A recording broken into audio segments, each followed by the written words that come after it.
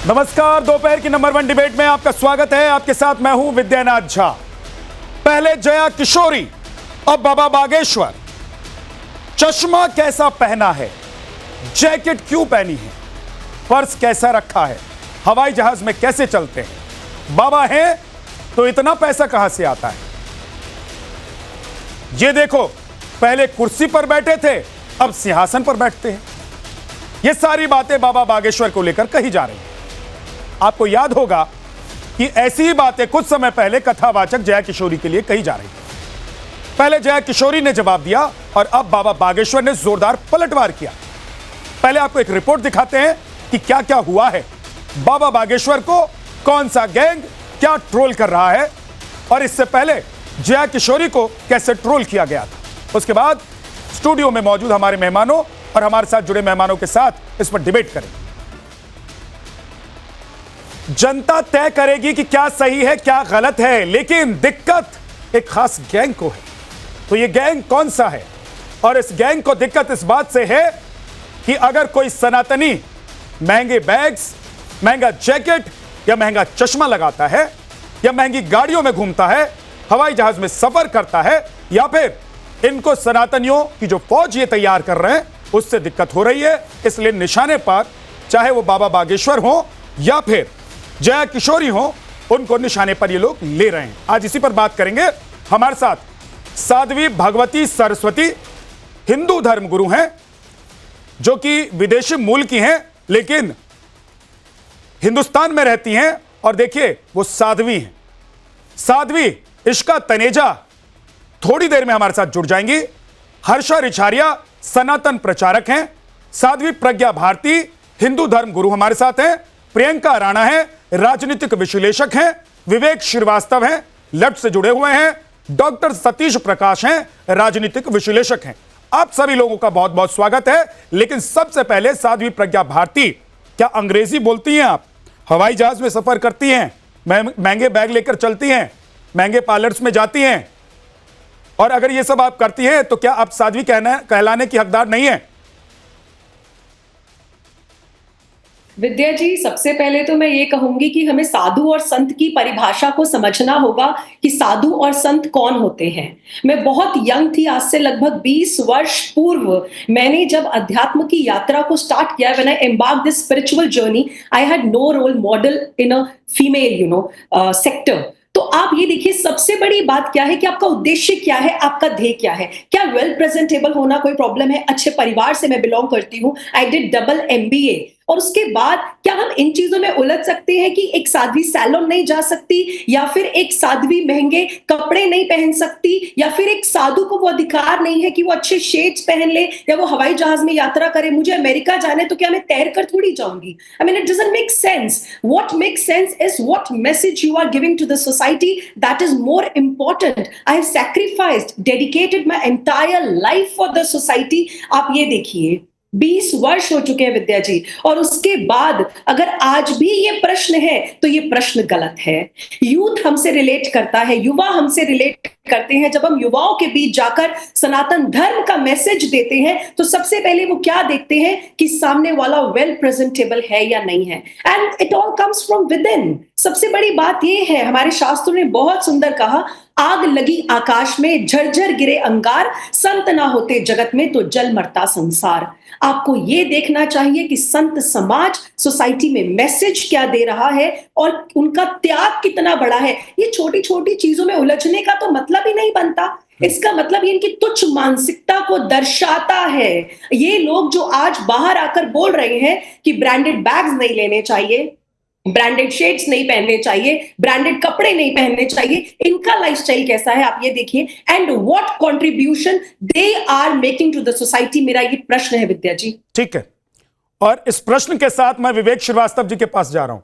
विवेक जी, इन प्रश्नों का जवाब आपके पास है? हाँ, बिल्कुल है। I think with due respect to Sadhvi ji, मैं बहुत रिस्पेक्ट करता हूं इनकी, और फेसबुक और सोशल मीडिया पे मैंने फॉलो भी किया है, काफी अच्छा सोशल वर्क कर रही है, नो डाउट अबाउट इट। लेकिन अब आप देखिए, देयर इज कंफ्यूजन। एक सोशल वर्कर है, एक एनजीओ चलाता है, एक पॉलिटिशियन है, एक एनिमल राइट्स एक्टिविस्ट है। So you can be somebody बिना किसी स्पिरिचुअल एक्टिविटी के भी, ये कोई जरूरी तो नहीं है। कि आपको धार्मिक होना जरूरी है किसी अच्छे कार्य को करने के लिए? मेरे हिसाब से मनुष्य पहले आया, धर्म उसने बाद में इजाद किया, परम गुरु और प्रॉफिट्स बाद में आए। धार्मिक होने में क्या दिक्कत है? जी सुनिए, नहीं बिल्कुल नहीं, आप बिल्कुल धार्मिक बनिए, लेकिन बड़ा कंफ्यूजन है साहब।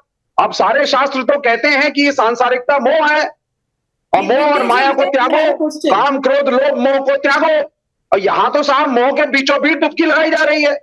तो अब ये अगर ये सही है तो आप बोल दीजिए साहब कि जो ये मोह, ये जो माया वाला पार्ट है, ये अब वैलिड नहीं रहा। अब काम क्रोध लोभ तक ठीक है, माया तो हम रखेंगे साहब, क्योंकि मॉडर्न दुनिया को मॉडर्न साधु गौतम बुद्ध नहीं है, महावीर नहीं है, वो जंगल नहीं गया, उसने साधना नहीं करी, वो रहेगा सोसाइटी में, ही विल एंजॉय लाइफ, माया के बीच में रहेगा, सब चलता है, छोटा मोटा सोशल वर्क करेगा, आप पैसा देते जाइए साहब। मोह माया आइए आप। क्या विद्या जी एक सेकेंड जी विद्या जी, संत कौन है जो माया में रहकर निर्लिप्त रहता है? न जग को त्यागो न हरि को भूलो, जिंदगानी में दुनिया में ऐसे रहो जैसे कमल रहता है पानी में। आप दुनिया में रहो, हम भी समाज में रह रहे हैं, आपको अपनी सारी ड्यूटीज निभानी पड़ेंगी, आपको अपनी सारी रिस्पॉन्सिबिलिटीज निभानी पड़ेंगी, लेकिन आप नाता प्रभु के संग रखो। This is the message that saints they give. आप भगवान श्री कृष्ण है, सुनिए विवेक जी बीच में मत बोलिए प्लीज। देखिए भगवान श्री कृष्ण आए, भगवान श्री कृष्ण ने, वो राजा थे, उन्होंने शादियां की, भगवान श्री कृष्ण ने इतना बड़ा संदेश दिया, भागवत गीता का अर्जुन को मार्गदर्शन दिया, आज भी हम उनके संदेश को फॉलो करते हैं। तो अब आप ये देखेंगे कि भगवान श्री कृष्ण तो राजसी वस्त्र पहनते थे, भगवान श्री कृष्ण तो गहने पहनते थे, भगवान श्री कृष्ण तो चैरियट पे चलते थे, तो ये तो आप नहीं कह सकते हैं ना। आपको ये देखना है कि संत समाज का, साधु का, साध्वी का कॉन्ट्रीब्यूशन क्या है। I can go to any saloon, I can carry good bags, why can not, I can. इसके लिए मुझे किसी के परमिशन की जरूरत नहीं है विवेक जी, और ये सोच समाज को बदलनी पड़ेगी। What do you mean by modern Sadhu? What do you mean by modern Sadhvi? Modern Sadhu means 2025 के वो साधु, ये मुझे बताइए ना, ये टर्म कौन हुई है मॉडर्न साधु, मॉडर्न साध्वी? अगर अध्यात्म आपको धकियानुसी सिखाता ना, नहीं, बात अध्यात्म की है ही नहीं, बात तो मटेरियलिज्म की है, बात तो मनी कलेक्शन की है, बात पॉलिटिकल इन्वॉल्वमेंट की है, बात पॉलिटिकल इन्वॉल्वमेंट की है। You are with due respect to you, may be not you, लेकिन 90% साधु संत तो यहाँ पॉलिटिकल पार्टी से दे रहे हैं, anybody can buy a branded t-shirt and anybody can wear it. What is the problem? No, anybody can wear whatever you want. What is the problem?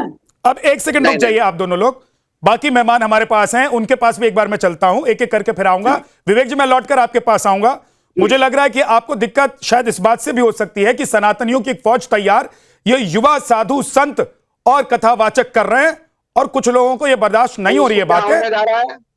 आप हो सकता है कि आप पत्थर में सिर्फ पत्थर देखते हो, लेकिन कुछ लोगों को पत्थर में भी ईश्वर दिखाई देते हैं, तो ऐसे लोगों को आप रोक नहीं सकते। मैं विवेक जी आपके पास आ रहा हूं, साध्वी और माया को डिफाइन करें, साध्वी हाँ करवा लेते हैं, अभी करवा लेते हैं। इसीलिए मैं सबसे पहले प्रज्ञा भारती जी के पास गया था कि क्या वो संस्कृत बोलती हैं तो इंग्लिश नहीं बोल सकती हैं, इंग्लिश बोलती है तो हिंदी नहीं बोल सकती हैं, अच्छे कपड़े पहनती हैं तो क्या वो कथावाचक या साध्वी कहलाने के हकदार नहीं है? और मैं इसीलिए उनके पास गया था कि अगर प्रभु श्री राम पुष्पक में जा सकते हैं, आ सकते हैं, तो क्या साध्वी हवाई जहाज में नहीं आ सकती हैं? नहीं जा सकती हैं। आपने इनका कंपैरिजन प्रभु राम से कर दिया। मैं आ रहा हूं, नहीं मैं बता रहा हूं भाई, फॉलोअर कौन है?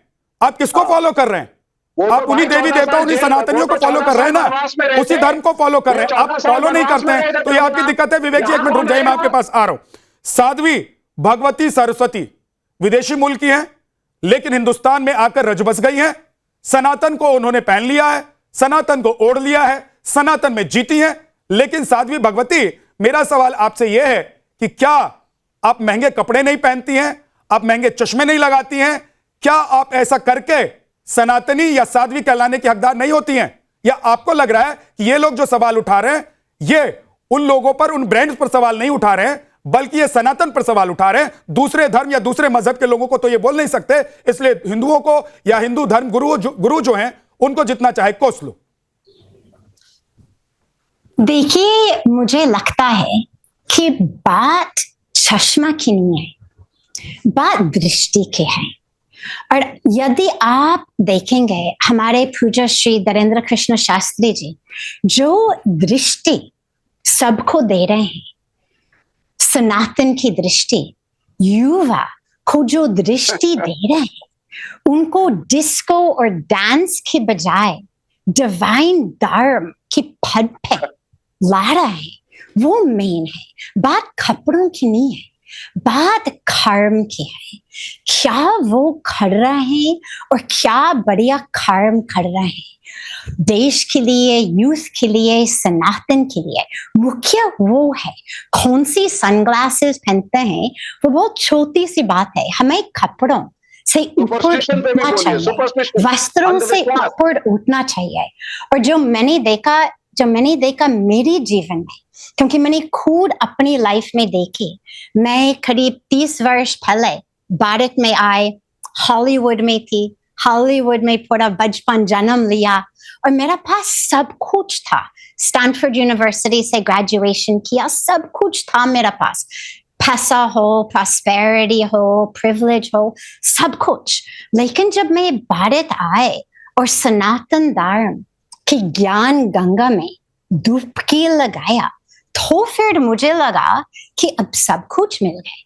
जब संन्यास लिया, साधु संत बनने के लिए लोग मुझे कहते हैं कि ओह आपने सब कुछ छोड़ दिया, लेकिन मुझे लगता है कि जो मैंने छोड़ा उसमें कोई दम नहीं है, और जो मुझको मिला है वो किसी से कम नहीं है।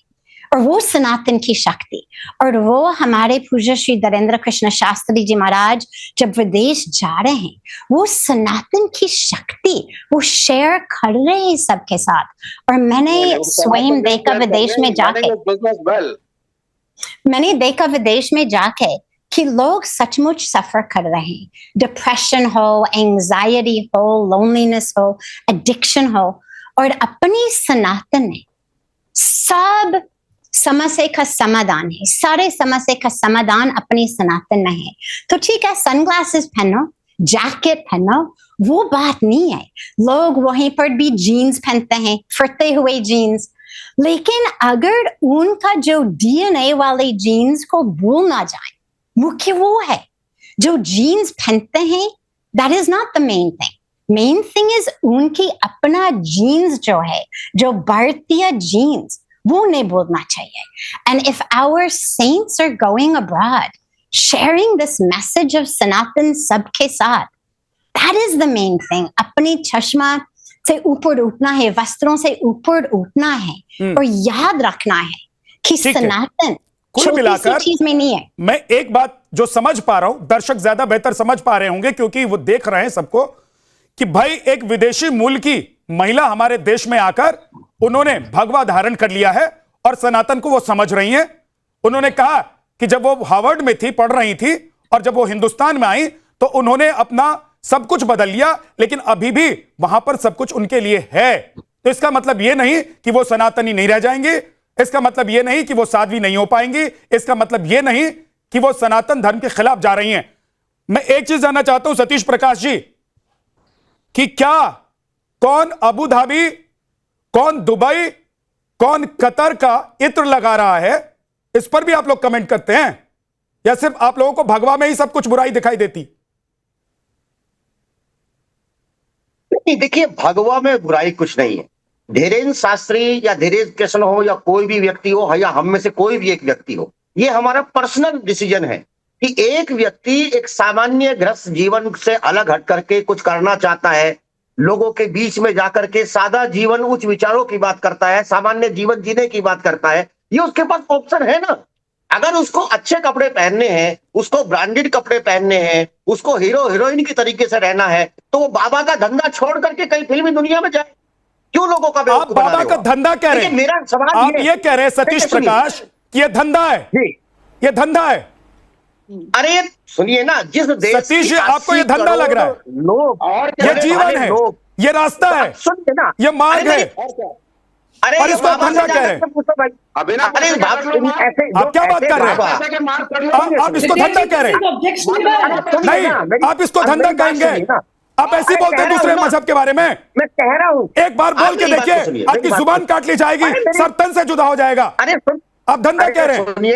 मेरी बात, क्या बात कर रहे हैं सर आप? सुनिए आप मेरी सतीश बात जी, आप सुनिए क्या ना। बात कर रहे ये हैं? धीरेन्द्र कृष्ण जैसे लोगों से आप जाकर माफी के मांगिए पूछो कि पहले। जिन्होंने धर्म को आप धंधा पहले बना माफी दिया, मांगिए वो सर जाकर के कि कथाओं के आपने कितने पैसे लेते हैं उनसे जाकर के आप पहले मैं माफी एक मांगिए सामान्य कि जीवन कथावाचकों, जीता हूं, साध्वी रोज धर्मगुरुओं खाता हूं, को जो वो काम सामान्य कर रहे हैं जीवन उसको जीता हूं। धंधा आप कह रहे हैं। सुनिए, अरे सुनिए सतीश प्रकाशी, नहीं, मैं तब तक आगे नहीं बढ़ूंगा जब तक आप सनातनियों से और सनातनी धर्मगुरु से, कथावाचकों से, या ये जो पैनल पर बैठे हुए लोग हैं उनसे आप माफी नहीं मांग लेते अपने शब्दों के लिए।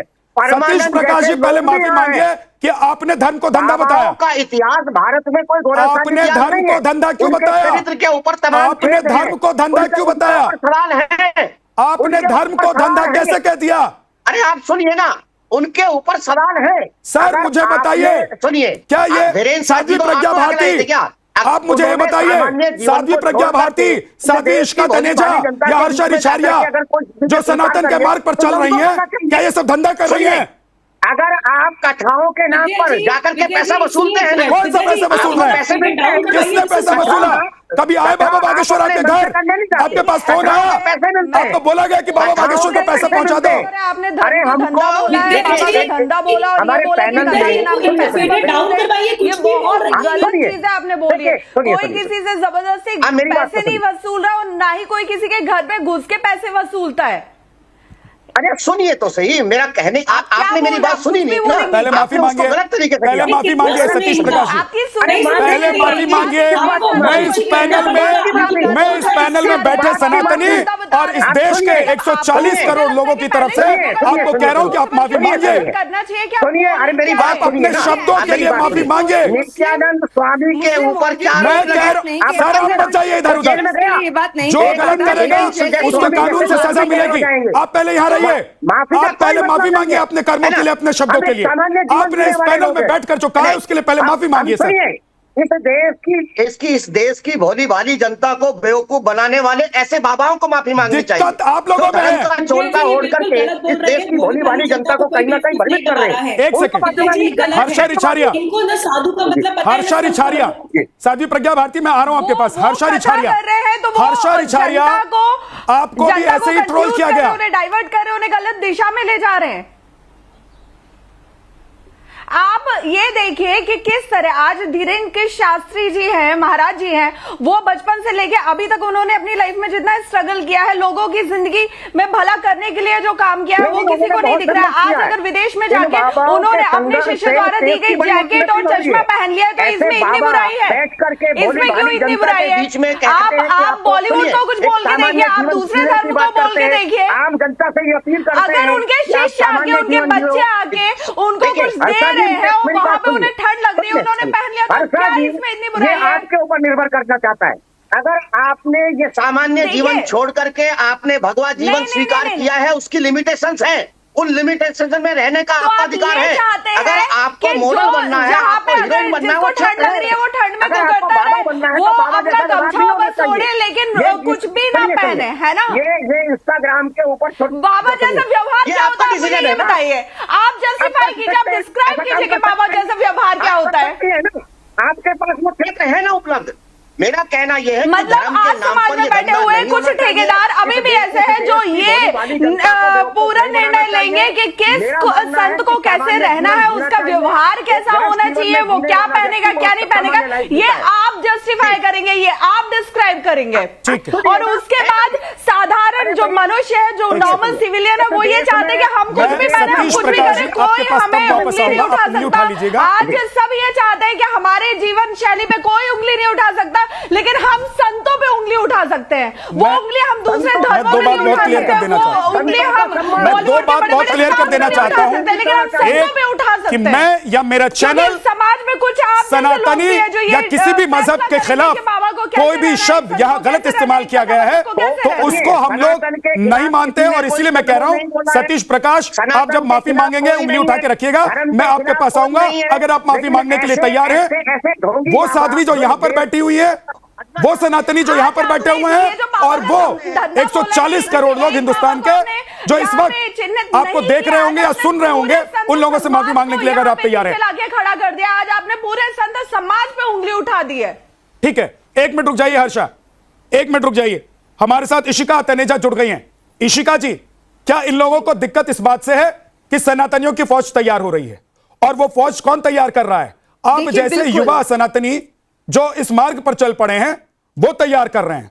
वो फौज कौन बिल्कुल। तैयार कर रहा है? वो जया किशोरी जैसे युवा कथावाचक तैयार कर रहे हैं जो सनातन के मार्ग पर चल रहे हैं। बाबा बागेश्वर जैसे सरकार जो लोगों की एक फौज तैयार कर रहे हैं, सनातनियों की एक फौज तैयार कर रहे हैं जो धर्म के मार्ग पर चल रहे हैं। तो इनको दिक्कत बैग से है, इनको दिक्कत चश्मे से है, इनको दिक्कत जैकेट से है, या इनको दिक्कत सनातनियों की फौज से हो रही है, इसलिए कुलबुला रहे हैं, इसलिए पेट में दर्द हो रहा है। देखिए, सबसे पहले तो ये कभी भी कोई भी मुस्लिम मौलवी के ऊपर या कभी क्रिश्चियन पास्टर के ऊपर कभी नहीं देखा जाएगा कि वो क्या लग्जरी ब्रांड्स यूज कर रहे हैं, कहाँ जा रहे हैं, कौन से प्राइवेट जेट्स में जा रहे हैं, कौन से क्रूजेस यूज कर रहे हैं। लेकिन जैसे ही कोई हिंदू कथावाचक अगर सामने आएंगे तो इनको बड़ी ज्यादा परेशानी होने लग जाती है, क्योंकि जब ये सनातनियों की एकता देखते हैं तो इनसे सहा नहीं जाता है। दूसरी बात ये हमें समझना पड़ेगा कि वो कथावाचक है, उन्होंने कोई संन्यास नहीं लिया है, उन्होंने कोई भगवा धारण नहीं करा है, वो अपने आप को साधु नहीं कहते हैं, वो संस्कार बांटने का काम कर रहे हैं। उन्होंने संन्यास नहीं लिया है। तीसरी बात, हमारे हिंदुत्व में, हमारे सनातन में कभी ये नहीं बोला जाता है कि आप भिक्षु का रूप धारण करें। सामान्य जीवन को छोड़ करके अगर भगवा जीवन स्वीकार किया है, उन्होंने भगवा जीवन स्वीकार नहीं करा है, और हिंदुत्व में अर्थ एक पुरुषार्थ की तरह देखा जाता है। विष्णु जी और देवी लक्ष्मी जी को साथ में देखा जाता है। सनातन धर्म को आप बोलते हैं कि कोई भी कार्य without resources, without Lakshmi ji possible ही नहीं है। सतीश जी एक सेकंड, सतीश जी एक एक करके इशिका को बोलने दीजिए। इशिका जी बोल लेती है, उसके बाद आप बोलिएगा। सर रुक जाइए, अभी मैं वापस आऊंगा आपके पास।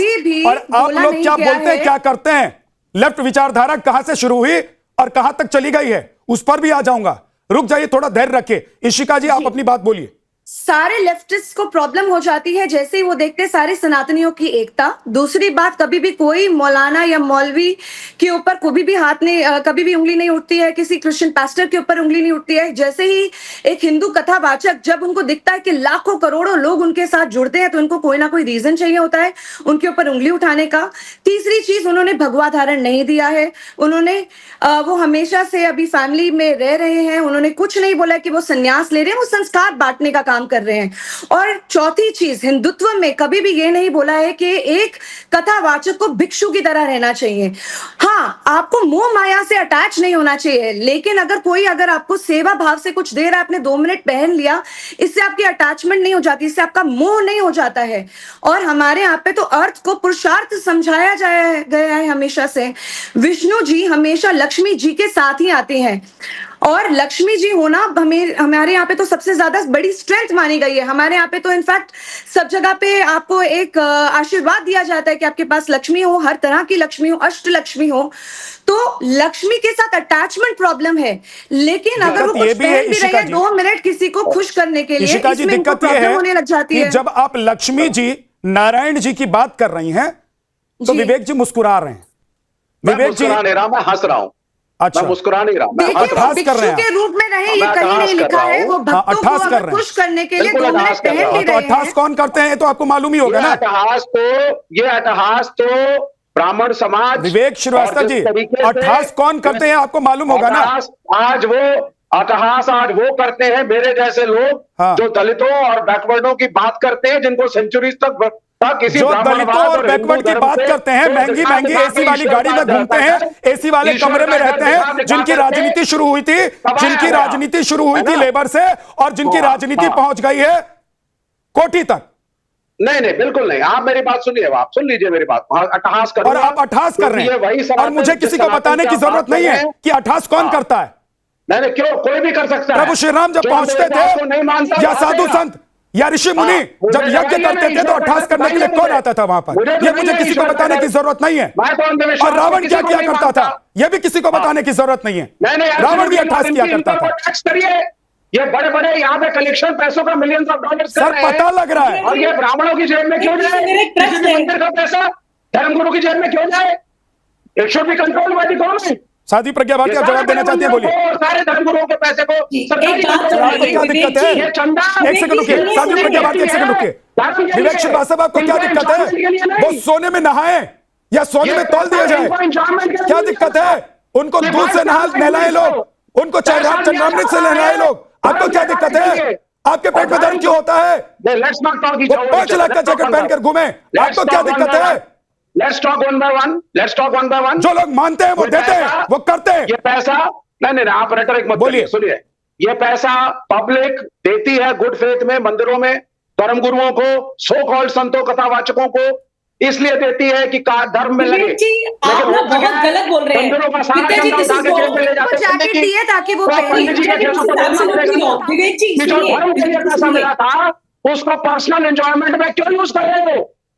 सरकारी कंट्रोल होना चाहिए इनके पैसों पर, और इनकम टैक्स दीजिए। अगर एंजॉय करने का राइट है तो इनकम टैक्स दीजिए। मुझे लगता है प्रियंका के पास मैं नहीं जा पा रहा हूं। प्रियंका राणा बहुत देर से इंतजार करिए, मैं आपके पास आता हूं प्रियंका, लेकिन एक एक करके। पहले साध्वी प्रज्ञा भारती जवाब देना चाहती हैं, वो दे दें। हर्षा रिछारिया उसके बाद इशिका तनेजा जी। देखिए, सबसे पहले तो मैं विवेक जी को ये साध्वी कहूंगी कि विवेक जी भगवती, मैं आपके पास भी आऊंगा, थोड़ा सा मैं वक्त चाहता हूं मैम जी। देखिए, विवेक जी सिर्फ बैकवर्ड क्लासेस की बातें करते हैं, हम बैकवर्ड क्लासेस के लिए काम करते हैं। मैं झुग्गियों में काम करती हूं, अंडर सेक्शन के लिए काम। एक सेकंड विवेक जी, वीरेंद्र शास्त्री इनकम टैक्स पे करते विवेक जी, हैं। let me make my point and then you make your point. विवेक जी, कौन सा साधु अपने पैसे पे इनकम टैक्स पे don't do करता है? this. Vivek ji, don't do this. Don't do this, please. आप ये मत करो। So we work on the underprivileged and the downtrodden of the society. तो इसका मतलब ये नहीं है कि आप हमें सिखाओगे। ये वामपंथ की विचारधारा है विवेक श्रीवास्तव जी जो आप कर रहे हैं। विवेक श्रीवास्तव जी, ये वामपंथ की विचारधारा है जो आप कर रहे हैं कि दूसरों को नहीं बोलने दें।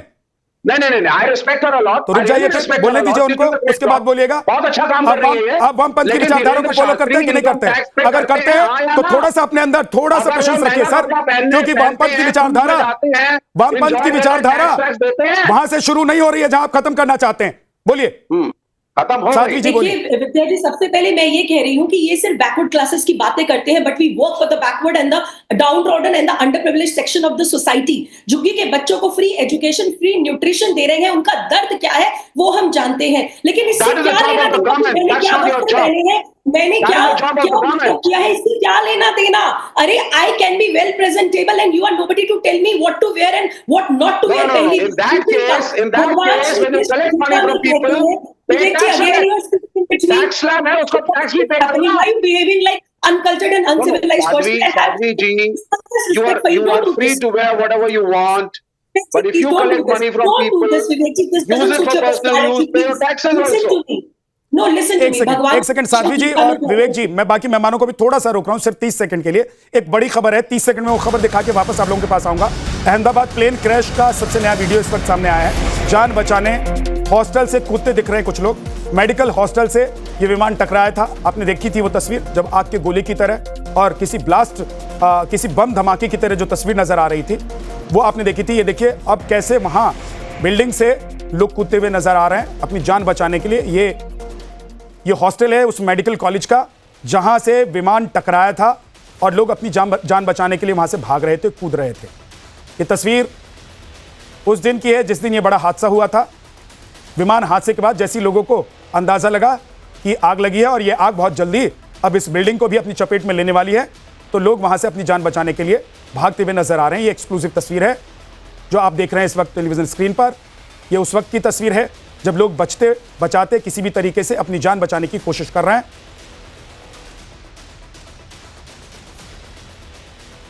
नीलेश हमारे साथ जुड़े हैं। नीलेश, जरा बताइए इस वीडियो के बारे में।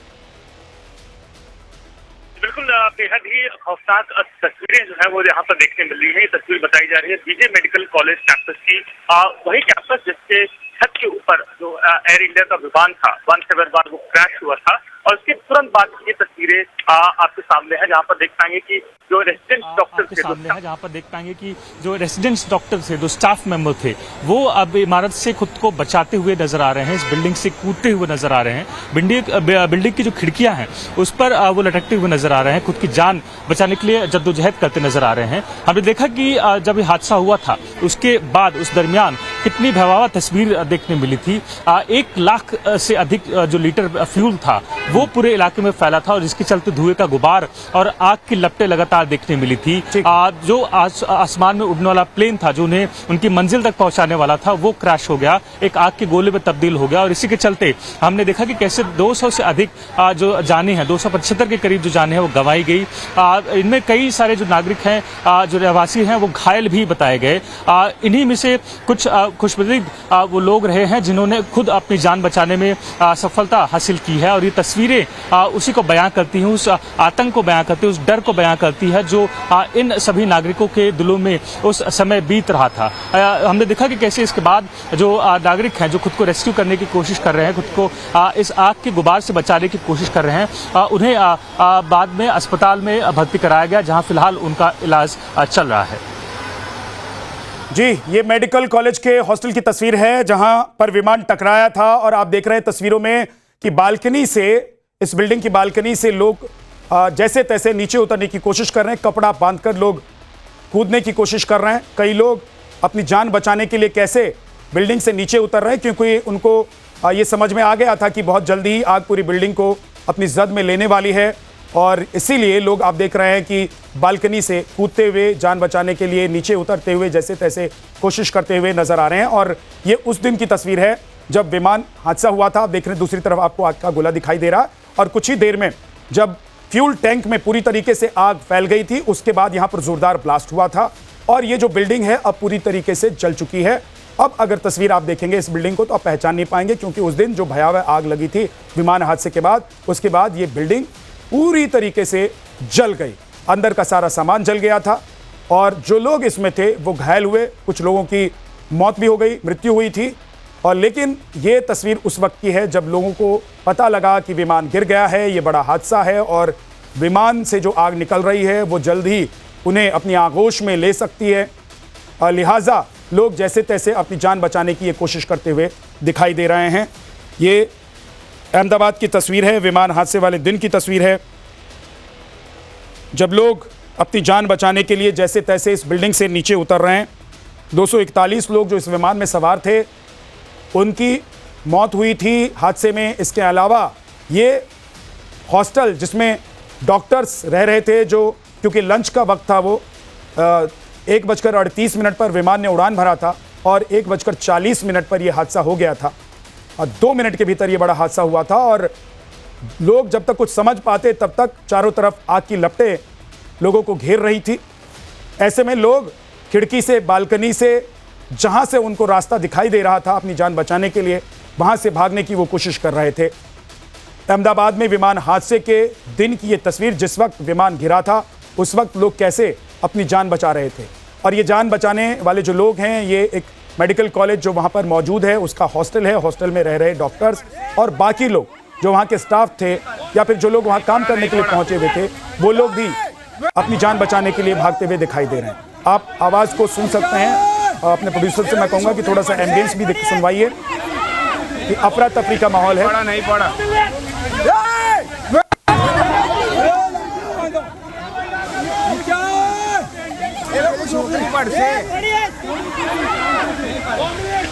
नहीं पड़ा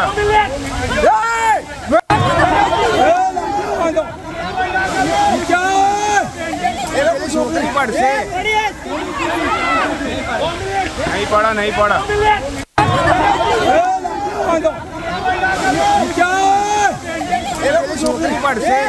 लोगों की चीख पुकार की आवाज आप वीडियो में सुन सकते हैं। लोग अपनी जान बचाने के लिए भाग रहे हैं और क्योंकि जैसे ही विमान जमीन से टकराया, बिल्डिंग से टकराया, अफरा तफरी का माहौल था वहां पर। लोग अपनी जान बचाने की कोशिश कर रहे थे। 1,26,000 लीटर से ज्यादा फ्यूल इस विमान के अंदर था क्योंकि विमान ने अभी टेक ऑफ ही किया था लंदन के लिए और इसकी जो कैपेसिटी है वो लगभग 1,30,000 फ्यूल की है, लीटर फ्यूल की है। ऐसे में पूरा फ्यूल से भरा हुआ ये विमान था।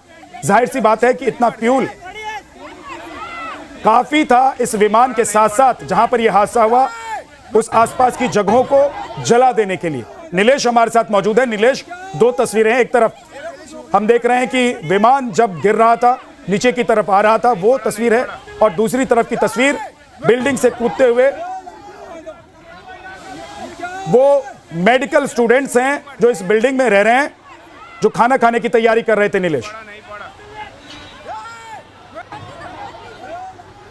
जी बिल्कुल भयावह तस्वीर है जो कि इस कॉलेज कैंपस की है, इस मेडिकल कॉलेज कैंपस की। और देख पाएंगे कि जो छात्र यहाँ पर अपनी पढ़ाई पूरी करने आए थे, उन्हें शायद ही कभी अंदाजा होगा कि उनके सामने इस तरीके की परिस्थिति का निर्माण होगा, जहां उन्हें अपनी जीवन रक्षा के लिए इस तरीके का कदम उठाना पड़ेगा। वो डॉक्टर, वो मेडिकल स्टूडेंट्स जो दूसरों की जान बचाते हैं, वो इस तस्वीर में अपनी जान बचाने के लिए संघर्ष करते नजर आ रहे हैं। हमने देखा कि जब यह हादसा हुआ था, यानी बीते गुरुवार, लगभग 6 दिन आज हो चले हैं, तब से ही लगातार जो तस्वीरें आ रही हैं वो दिल दहला देने वाली है।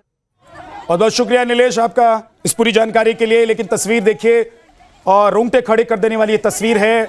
और आप अंदाजा लगाइए उस वक्त वहां पर कैसा मंजर था कि लोग बालकनी से कूद रहे हैं, लोग खिड़की से बाहर निकलने की कोशिश कर रहे हैं, दूसरी तीसरी मंजिल से नीचे की तरफ लोग कपड़ा बांधकर, साड़ी बांधकर, और जो बिस्तर उनके पास है, जिसको जो समझ में आ रहा था, वो बालकनी में बांधकर, बालकनी की रेलिंग से बांधकर नीचे की तरफ लटकते और कूदते हुए लोग नजर आ रहे हैं। की आवाज, बदहवास लोग बालकनी से कूदते हुए, बिल्डिंग से कूदते हुए दिखाई दे रहे हैं। बताया जाता है कि उस वक्त यहां पर 75 से ज्यादा लोग मौजूद थे। वो डॉक्टर थे, इंटर्न थे और इसके अलावा इस बिल्डिंग में काम करने वाले लोग थे।